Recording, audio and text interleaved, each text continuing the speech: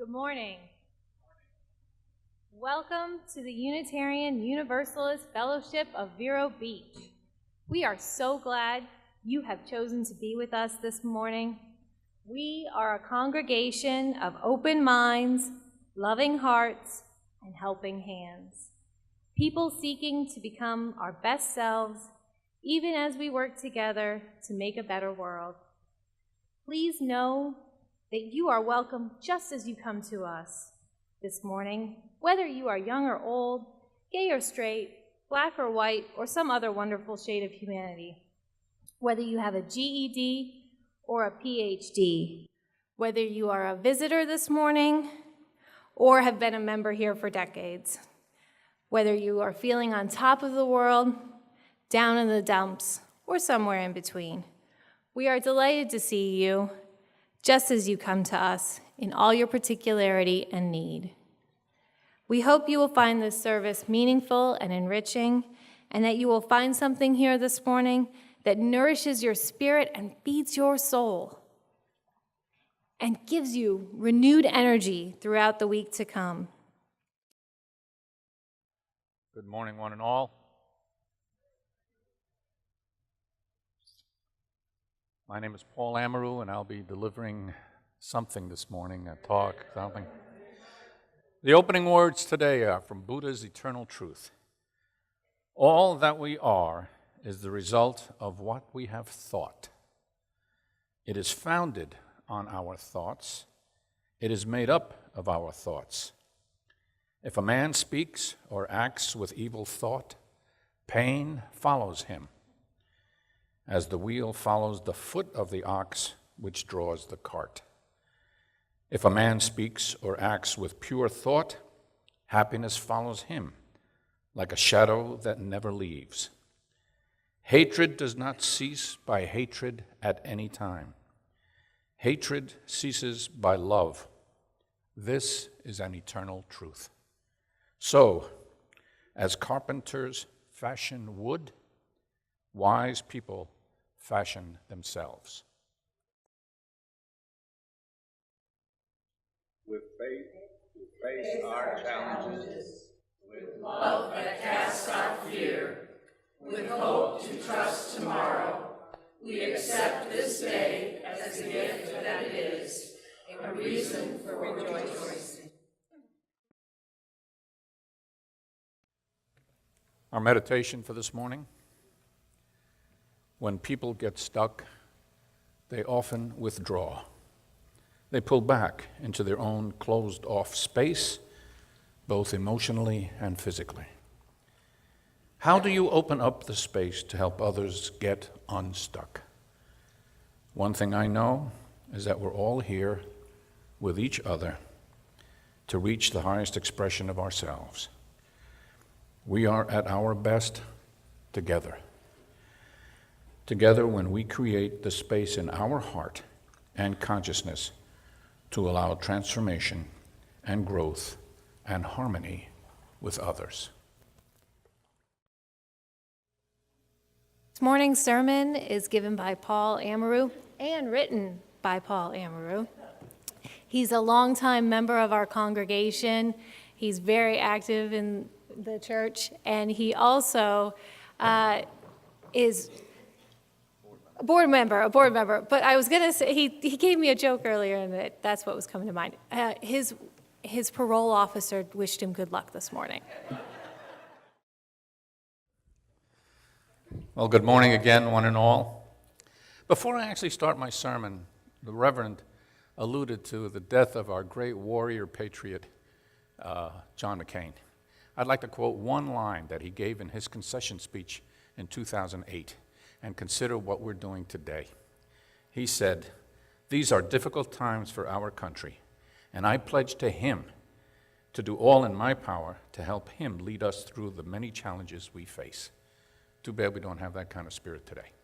Anyway, enough. On to my sermon.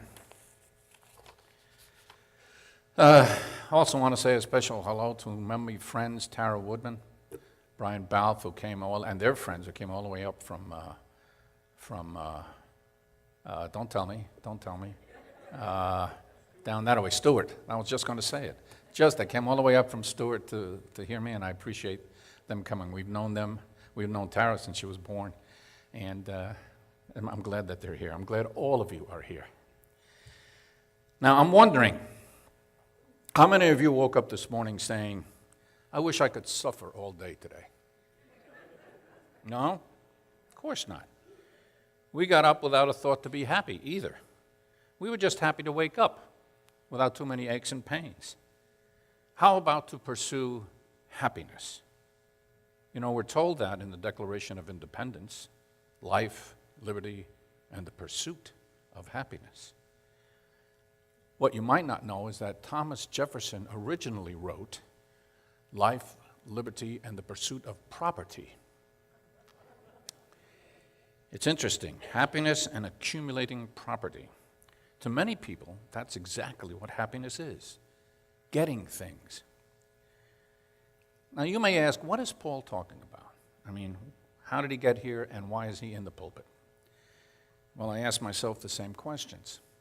My odyssey in getting here started several months ago when the Reverend Scott and Pete Kersey, our past presidents, asked me to give a sermon. Now, at first I declined, but they were persistent, and you know how persistent he can be. I've never given a sermon. How do I do that? But I said, you know, why not try? Life is an adventure. So what do I talk about? What is my subject? The best wine to drink with a Big Mac and fries? I read books. Sermons for Dummies was very good. I examined the internet. A lot of information. And then I had an epiphany. I remembered the Serenity Prayer, the one written by American Protestant theologian. God grant me the serenity to accept the things I cannot change, the courage to change the things I can, and the wisdom to know the difference. Now, many of you have heard of TED Talks. You've seen them on TV. You've listened to them on the radio, on the internet. Can this prayer be the basis for a Paul talk? Why not? Well, I don't feel confident speaking about serenity or courage or wisdom. But how about searching for happiness? We all aspire to be happy. We want happiness.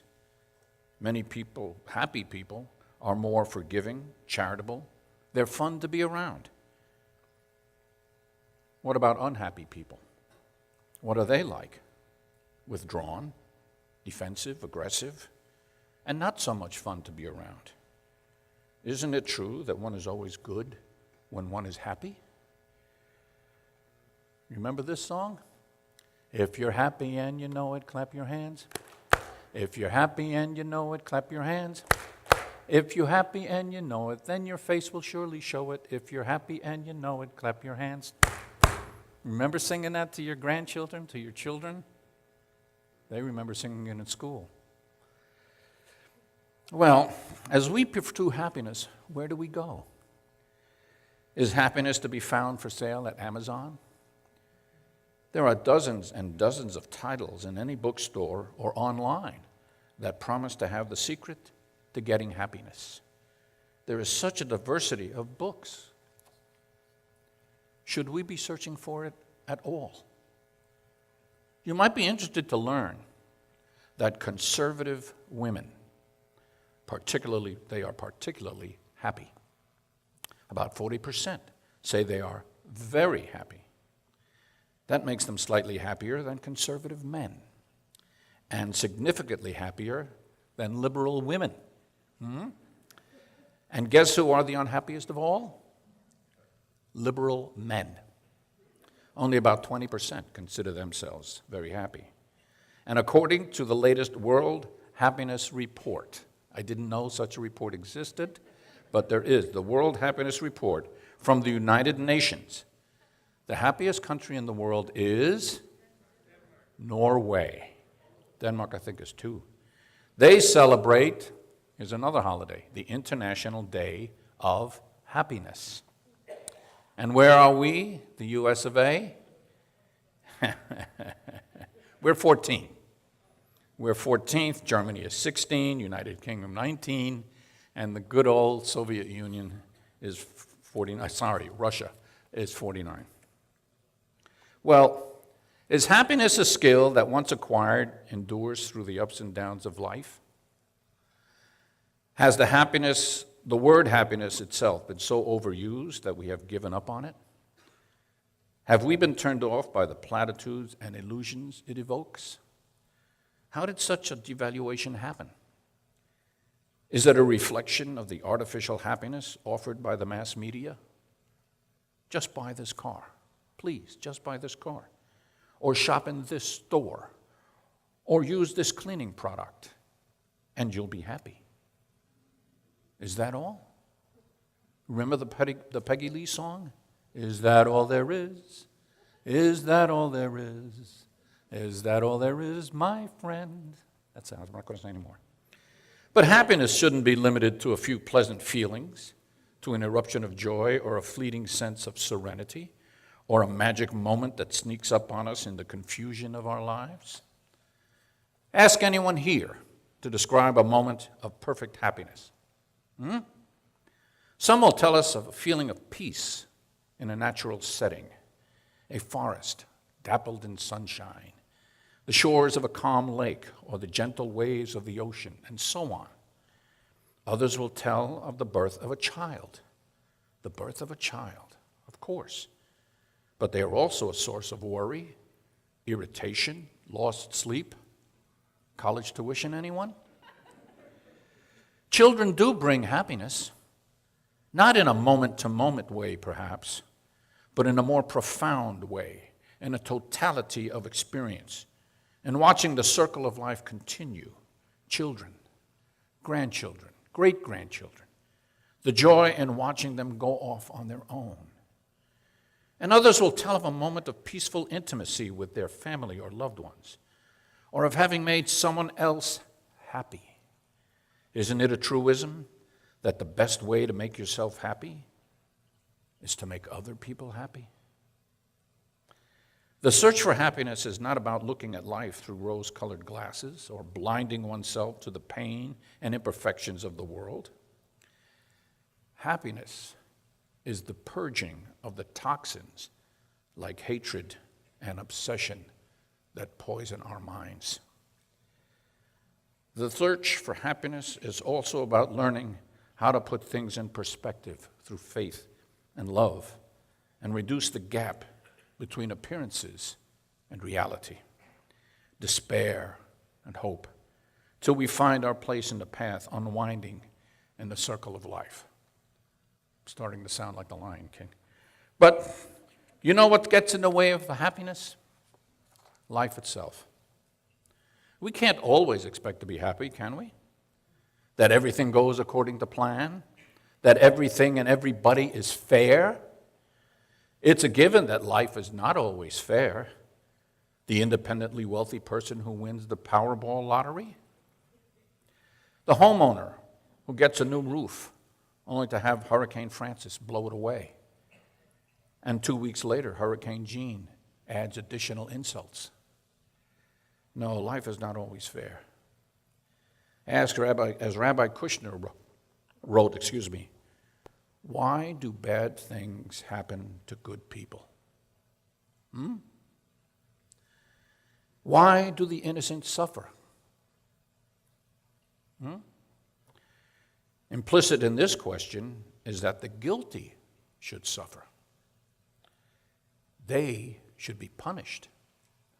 Retribution, retaliation. Don't we all expect it? A friend is generous to us, and yet we take advantage of their kindness. Our good intentions are misunderstood. We are disappointed. We are hurt. Okay, it happened. Now what? How do we respond to these losses? Are we supposed to come to terms with unhappiness rather than make an attempt to untangle happiness from suffering? The challenge is to meet these losses with the commitment to act and think lovingly toward others, especially when they test your patience or act hurtfully to you. We need to cultivate loving kindness when people hurt us, keep our hearts open through the moments of being hurt, real or perceived, it doesn't matter. Thanksgiving dinners. What can I say? Aren't they more than just food? Aren't they about family connections, celebrations? So why did my father always get into heated arguments with his sister? So heated, in fact, that they spoke in Italian so that I wouldn't understand the depth of their pain. Words are spoken that are misunderstood. You get on the elevator of increased anger and disappointment, and there doesn't seem to be a way to get off. We want to get revenge, not reconciliation. We hold grudges. Why? Why? We often say, why did this happen again? Why did it happen to me? I'm a good person. I deserve better. Why can't we see that getting revenge and holding grudges prevents us from happiness? Life is not always fair, sure. But isn't there something in us that remains committed to fairness and refuses to be unjust or retaliatory? Isn't there a quality in each of us that helps us to help others who are hurt and resentful? After all, it is a given that we are happiest when we help others, when we can help others be happy. To paraphrase Barbra Streisand, people who help people are the happiest people in the world.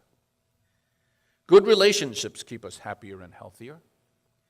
Social connections are really good for us, and loneliness can kill. Perhaps not physically, although there may be evidence to support that. Loneliness kills us spiritually. How often do we hear, he died or she died of a broken heart? People who are more socially connected are happier, they're healthier. People who are more isolated from others are not happy people. A Harvard study from 2017 reported that more than 1 in 5 people report they are lonely. Loneliness is toxic. And as the Beatles sang, all the lonely people, where do they all come from?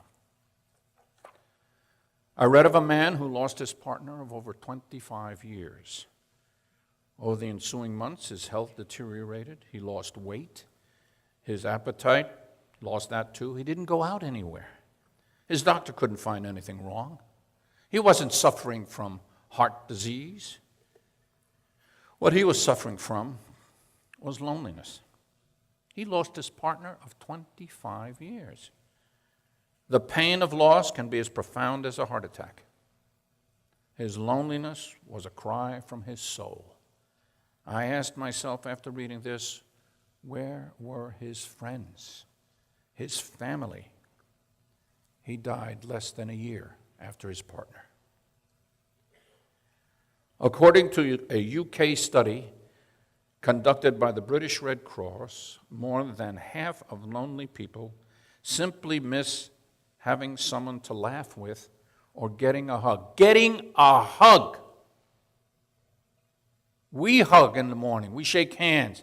If you read this month's bulletin, the UU Bulletin, there's a big article about hugging, the hugging circle. It is so important. Getting a hug. How about sharing a meal? Holding hands. Did you know this could only happen in the United Kingdom? There is now a loneliness minister. It's been appointed, yes. In our country, loneliness is labeled an epidemic worthy of a public health intervention. And of course, nothing has been done yet. People who are more socially connected are indeed happier. They have a safety net to aid them in navigating the psychic trauma that is life. However, It's not the fact that you have a number of friends or that you are in a committed relationship. It's the quality that counts. Living in the midst of conflict is bad for our health, but living in the midst of good, warm relationships is protective, and it's good for our health. Healthy relationships keep us physically healthy, and these relationships buffer us all our lives. Carol and I have been married for 52 years. Sure, we argue, we bicker, but the arguments don't cloud our knowledge of what we have. We know that through the turmoil of life, we can count on each other. So good, close relationships are healthy for our physical, mental, and spiritual well-being, and that brings happiness. This is nothing new. You know that. This is wisdom that's as old as dirt. So why is it so hard to understand and so easy to ignore? Well, we're human. We look for the quick fix, something we can take and make our lives good and happy and keep it that way. But the people who are the happiest throughout their lives, throughout my life, are those who work relationships with family, friends, and community. They know there is no quick fix.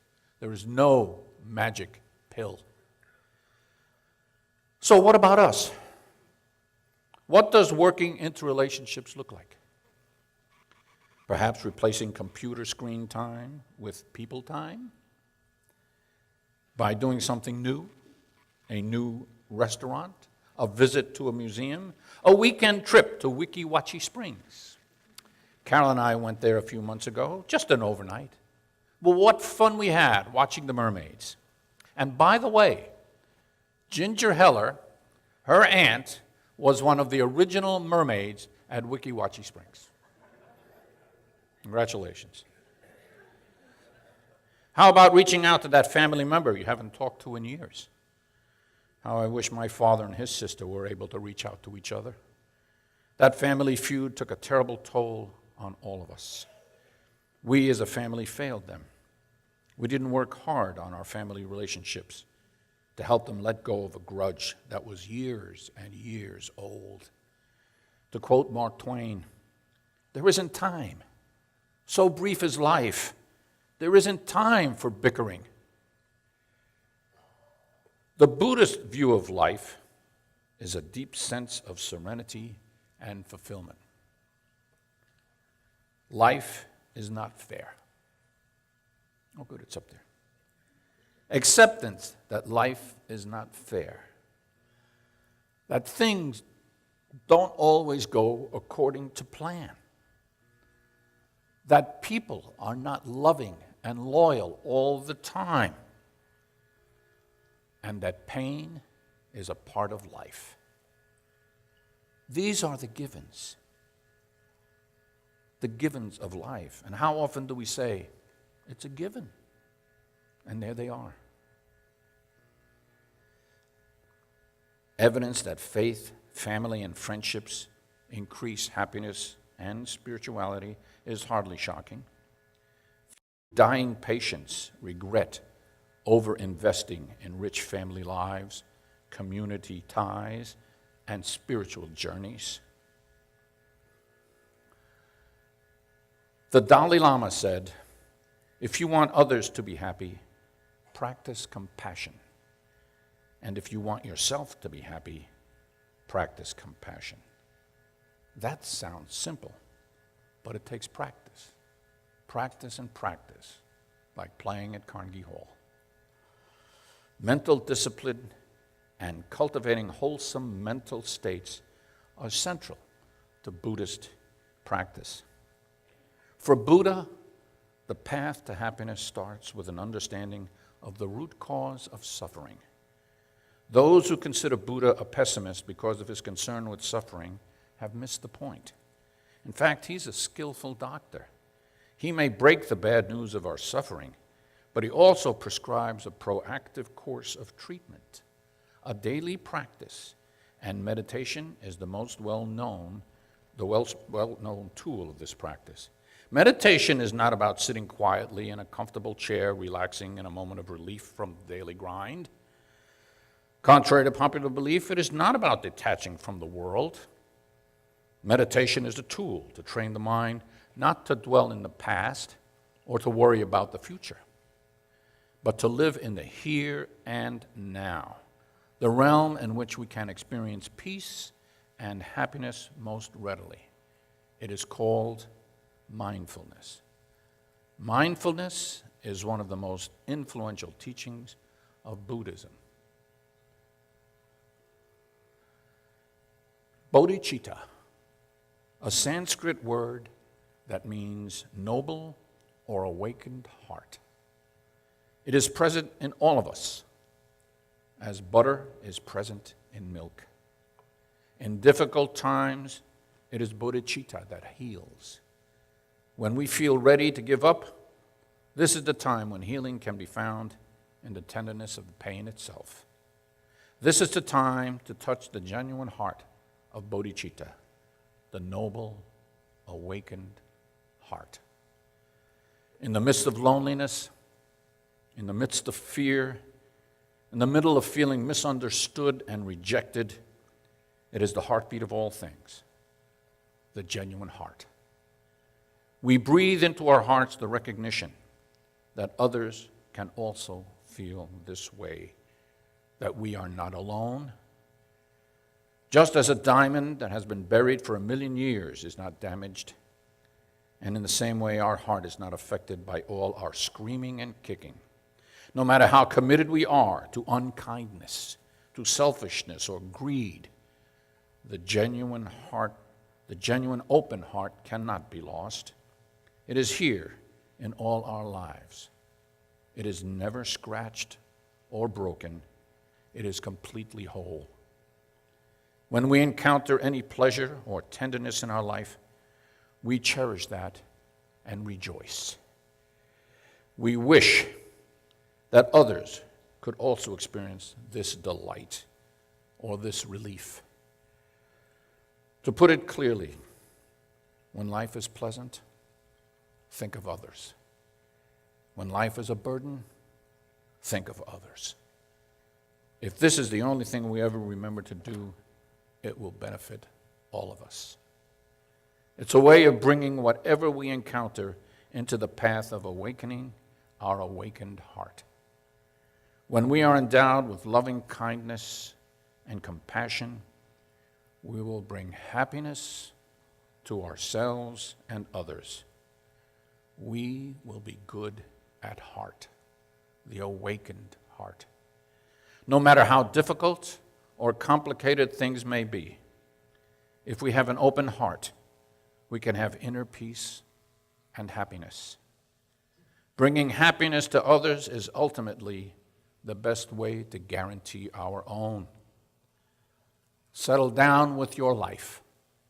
If your life is chaotic and stressful, if you're in transition, suffering from loss, or just restless, remember to relax with whatever arises. Focus on the wish that everyone may find happiness. Open your heart. Let loving kindness permeate your mind. Understand that just as a bird needs 2 wings to fly, we need to develop both wisdom and compassion. To paraphrase my opening quote from Reverend Reinhold Niebuhr, grant me the wisdom to know what I can change, and let me begin to work towards that change. May it be so.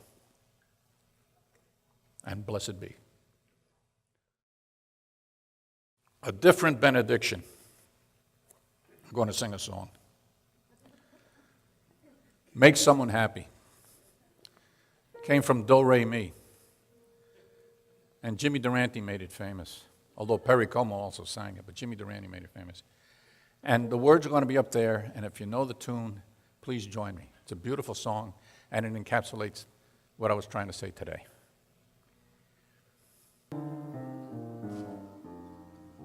Thank you. Namaste.